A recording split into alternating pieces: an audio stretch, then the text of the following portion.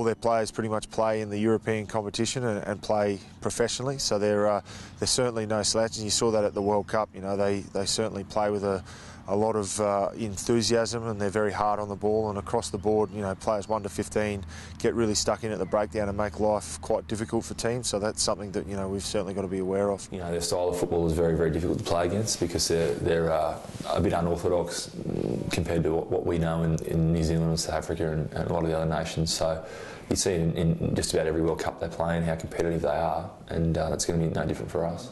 The Argentinians are a great side. I mean, they're like even the way that they play footy. I mean, I keep touching on it, but the patriotism and kind of the heroics that they play with, defending their country and playing for their country is incredible. And I'm sure they won't pull up anywhere short of that in the Rugby Championship. Very physical battles. Their forward play is renowned.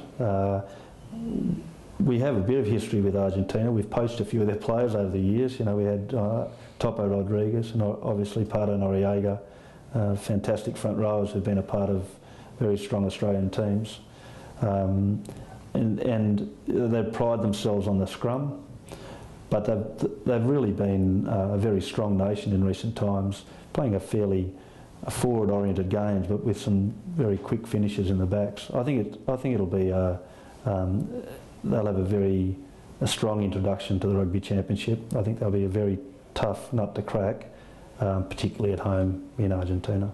They're a better side now because you've got a lot of the guys are playing in Europe. They're playing professionally over there, and I think you always see when Argentina plays France, invariably they win because they've got the wood over them a little bit. And I think watching them play against South Africa on the weekend with a 16-all draw, I think it was, just shows what they're capable of. And I think this year will be very much a year for them to sort of understand what's required, and I think that they will sort of value add to this competition to no end. And I think one of the things that they do bring, as you said, is that passion and sort of desire to do well, so it's exciting.